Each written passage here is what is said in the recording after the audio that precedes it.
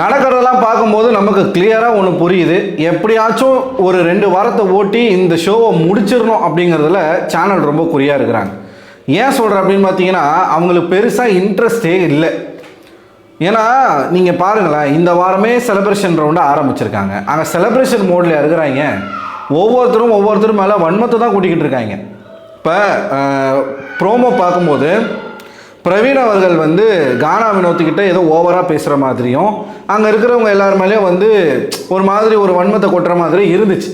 But லைவில் பார்க்கும்போது அது அப்படி இல்லை.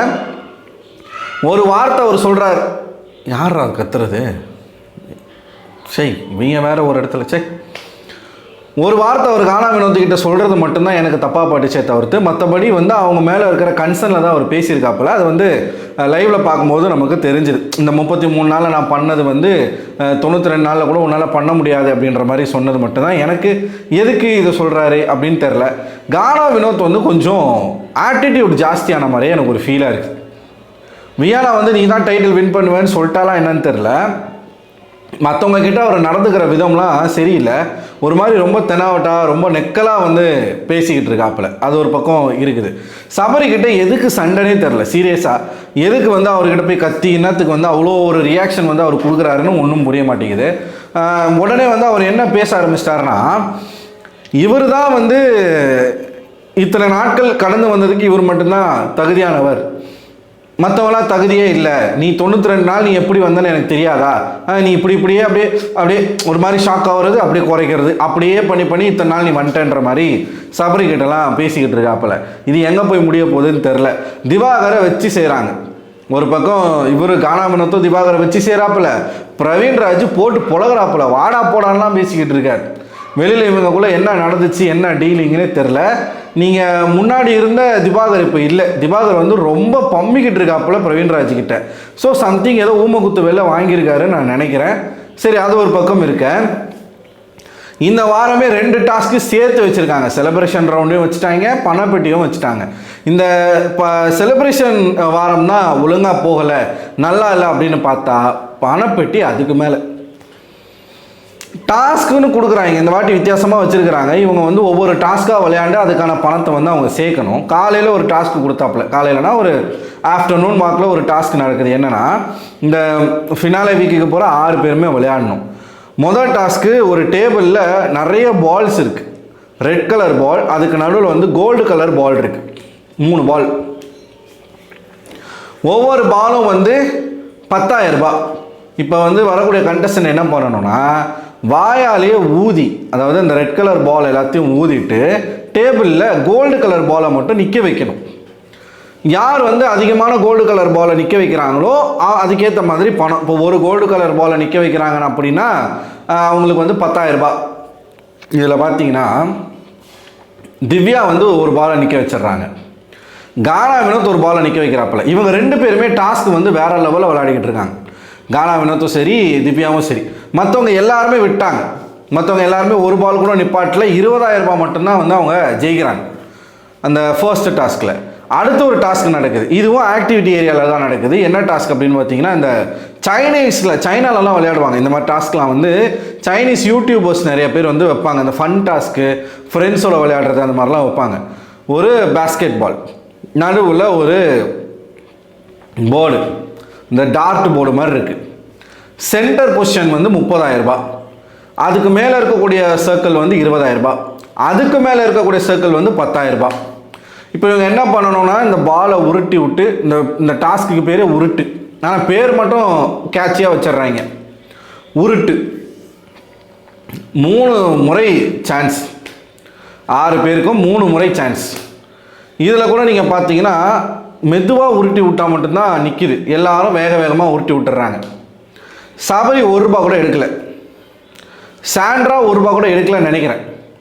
இதுலேயுமே பிரமாதமாக இவர் நம்ம விக்கல்ஸ் கூட எடுக்கலை. எல்லாரும் உருட்டி விட்டதும் வெளியில் போகுது. இதில் கூட அரோரா அவர்கள் 30,000 ரூபாய், திவ்யா அவர்கள் வந்து ஒரு 30,000, ஒரு 10,000. கானா வினோத் வந்து எவ்வளோ எடுத்தாருன்னு எனக்கு தெரில. 50,000 அவர் சொல்கிறாரு. ஆனால் நான் பார்த்தது வந்து ஒரு 10,000, ஒரு 20,000 எடுத்தார். சரிங்களா? 30,000 60,000, இன்னொரு வந்து 30,000 90,000. ஆனால் 1,40,000 ரூபாய் வந்து எடுத்ததாக சொல்கிறாங்க. நான் வந்து யார் யார் எடுத்தாங்க, இதில் நடுவில் நான் யாரையாச்சும் விட்டுட்டேனான்னு எனக்கு தெரில. ஸோ இதுலேயும் திவ்யா, அரோரா, கானா வினோத் அவங்க 3 பேர் தான் பாயிண்ட் எடுக்கிறாங்க. அவங்க தான் நல்லா விளையாடுறாங்க. இந்த டாஸ்க்கு நடுவிலே வந்து இந்த கலாய்ச்சிக்கிட்டு ஒரு மாதிரி வந்து எப்படி சொல்கிறதுனா, இப்போ பார்வதி இல்லை, கமருதீன் இல்லை, அந்த இடத்த யார் ஃபில் பண்ணுறதுக்கான போட்டி தான் நடந்துக்கிட்டு இருக்க மாதிரி எனக்கு தோணுது.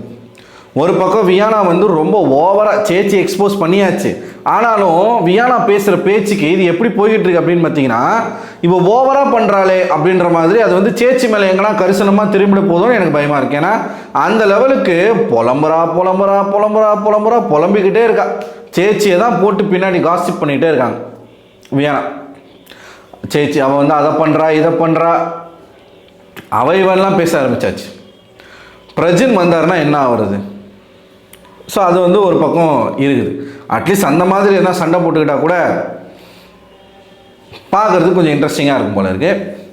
திவாகரை மொத்தமாக மாற்றி வச்சுருக்காங்க, என்ன ஆச்சுன்னு தெரில. அவர் வந்து தங்கச்சி போனதை நினச்சி அழுதுகிட்டு இருக்காப்புல. இன்னொரு பக்கம் வந்து நம்ம பிரவீன் காந்தி அவர்கள் வந்து காசிப் பண்ண ஆரம்பிச்சிட்டு இருக்காப்புல. ஒவ்வொருத்தரை பற்றி வந்து பேசிக்கிட்டு இருக்காங்க. பிரவீன் ராஜ் வந்து திவாகர் கிட்ட சண்டைக்கு போகணும்னு வெயிட் பண்ணிக்கிட்டு இருக்காப்புல. திவாகரை வந்து எதனா வம்பு வளர்த்து சண்டைக்கு போகணும் அப்படின்னு வந்து அவர் சொல்லிக்கிட்டு இருக்காரு. அதுவும் எதுக்குன்னு தெரில. ஸோ இங்கே இவங்களுக்குள்ளெல்லாம் என்ன பிரச்சனை, வெளியில் என்ன நடந்துச்சு, எதுக்காக இப்படி பிஹேவ் பண்ணுறாங்க? இது செலிப்ரேஷன் ரவுண்டு, செலிப்ரேஷன் வாரம். அப்படின்னா இந்த டாப் 6 கண்டஸ்டண்ட்டை வந்து இவங்க எல்லாரும் செலிப்ரேட் பண்ணணும். என்னமோ இந்த சீசனில் என்னமோ நடந்துச்சு, ஒருத்தருக்குள்ள சண்டை, மனக்கசப்பு, வேறுபாடுகள், இது எல்லாமே இருந்தால் கூட அதெல்லாமே முடிஞ்சு போச்சு. இவங்க கேமே ஓவர், கேம் முடிஞ்சு போச்சு. இதுக்கப்புறம் வந்து வியானா வந்து விக்கல்ஸை டார்கெட் பண்ணுறதும், சாண்ட்ராவை டார்கெட் பண்ணுறதும், பிரவீன் அவர்களுக்கும் பிரவீனும் திவாகர் வந்து அமைதியாக பேசிக்கிட்டு இருக்காப்புல, இவர் வாடா போடாலாம் பேசிக்கிட்டு இருக்காப்புல. அது வந்து கொஞ்சம் ஓவராக போகிற மாதிரி இருக்கு. இப்படி கானா வினோத் என்ன ஆச்சுன்னு தெரியல, திடீர்னு ஒரு மாதிரி பிஹேவ் பண்ணுறாரு. அரோரெல்லாம் அதை நோட் பண்ணுறாங்க. அவர் வந்து கொஞ்சம் ஓவர் கான்ஃபிடென்ட்டில் இருக்கிறாரு அப்படின்ற மாதிரி சொல்கிறாங்க. எஸ், அவர் அப்படி தான் நடந்துக்கிறாரு. கொஞ்சம் கொஞ்சமாக மாறுறாங்க, எல்லாருமே மாறுறாங்க. வினோத்துக்கு ஒரு பக்கம் வந்து அவர் மேலே நம்பிக்கை ஏறிக்கிட்டே போகுது. ஐயா நீங்கள் ஜெயிங்க, உங்களுடைய தன்மையை விட்டுறாதீங்க, தலகணம் வந்துடக்கூடாது. அது வந்து வினோத் அவர்கள் வந்து பார்த்துக்கணும். ஸோ கொஞ்சம் ஸ்லைட்டிங்காக போர் தான் அடிக்குது. அதுக்காக பார்வதி போனதை வந்து நான் ஐயோ வருத்தமாக இருக்கே அப்படின்லாம் சொல்ல மாட்டேன். She deserve. அது இவங்க என்ன பண்ணாங்களோ அதுக்கு வந்து அவங்க டிசர்வ். அதுக்காக போர் அடிக்குது, லிட்டரலாக போர் அடிக்குது. ஏன் பார்வதி இருக்கும்போது கூட போர் அடிச்சுது பல வாரங்கள். இங்கே டாஸ்க்கு கொடுத்தா மட்டும்தான் சண்டை வருமே தவிர்த்து, டாஸ்க்குன்னு ஒன்று இல்லைன்னு வச்சுக்கோங்களேன், எல்லாரும் அங்கங்கே போய் உட்காந்து பேசிக்கிட்டு தான் இருப்பாங்க. பார்வதியே இருந்திருந்தாலும் கமருதனே இருந்திருந்தாலும் போய் அவங்க லவ் தான் பண்ணிட்டு இருந்திருப்பாங்க. மற்றபடி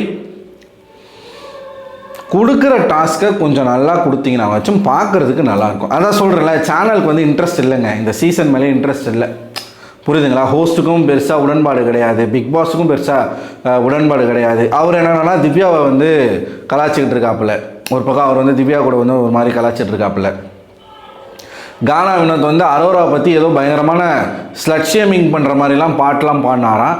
நான் அதை பார்த்தேன். பட் அவரை பற்றி எது சொன்னாலும் யாருமே அக்செப்ட் பண்ணிக்க மாட்டுறாங்க. அதனால் அதை பற்றி நான் பேசுகிறதே விட்டாச்சு. அவ்வளோதான். நம்ம வந்து இறுதி நேரத்தை நெருங்கிட்டோம். இந்த சமயத்தில் போய் நம்ம வந்து ஓவராக அட்டாக் பண்ணுறது நல்லா இருக்காது. மக்கள் யாரை தேர்வு செய்கிறார்களோ அவர்கள் தேர்வு செய்யட்டும். நம்ம நடக்கிறத மட்டும் பேசிட்டு இந்த சீசனை தலையை சுற்றி தூக்கி போட்டு ஒழிச்சிட்டு அடுத்து நம்ம வளர்கிறதுக்கான விளாக்ஸ் அந்த மாதிரியான விஷயங்களை நோக்கி போகலான் இருக்கேன். ஸோ நீங்கள் ஏதாச்சும் ஐடியா கொடுங்க, அதையும் நான் பண்ண ரெடியாக இருக்கேன். நிறையா கோஸ்ட் கண்டென்ட்லாம் பண்ணலான் இருக்கேன். ஸோ என்ன மாதிரி பண்ணலாம் அப்படின்னு சொல்லிட்டு நீங்களும் எனக்கு கொஞ்சம் ஐடியாஸ்லாம் கொடுத்தீங்கன்னா எனக்கு கொஞ்சம் யூஸ்ஃபுல்லாக இருக்கும். கமெண்ட் செக்ஷனில் கமெண்ட் பண்ணுங்கள். இதே சேனலில் போடலாமா இல்லை வேறு சேனல் இதுக்காக ஓப்பன் பண்ணலாமா எல்லாமே சொல்லுங்கள். ஆனால் பிக் பாஸ் ரிவ்யூ நான் பண்ணுவேன். அது வந்து எந்த சேனல், இந்த சேனல்லையோ கண்டிப்பாக வந்து நான் பிக் பாஸ் ரிவ்யூ விட மாட்டேன். இதுலேயே போடலாமா, எனக்கு மிக்சியில் அடித்த மாதிரி இருக்கும்னு ஃபீல் பண்ணுறேன். ஆனால் இந்த சேனல் நம்ம கஷ்டப்பட்டு உருவாக்கிட்டு திரும்பவும் ஜீரோலேருந்து ஆரம்பிக்கிறதுக்கு எனக்கு கொஞ்சம் தயக்கமாக இருக்குது. ஸோ எனக்கு ஒரு கிளியரான வியூ இல்லை. செப்பரேட்டாக ஒரு சேனல் ஓப்பன் பண்ணுறதா இல்லை இந்த சேனல்லே நம்ம வந்து பேசுகிறதா பண்ணுறதா ஒரு டர்ஃப் போய் நாங்கள் விளையாண்டோம். அதை கூட நான் vlog-ஆ எடுத்து வச்சுருக்கேன். அதையும் நான் இன்னும் போடலை. பிக் பாஸ் முடிஞ்ச பிறகு தான் போடுவேன். ஸோ நீங்கள் எனக்கு சொல்லுங்கள், ஒரு கரெக்டான ஒரு கைடன்ஸ் வந்து கிடைச்சா நல்லாயிருக்கும்னு நினைக்கிறேன். ஸோ உங்களோட கருத்துக்களை மறக்காமல் கமெண்ட் பாக்ஸில் கமெண்ட் பண்ணுங்கள். அடுத்த ஒரு வீடியோவில் உங்களை வந்து சந்திக்கிறேன். அதுவரை உங்களிடமிருந்து விடைபெறுவது நான் அரவிந்தன்.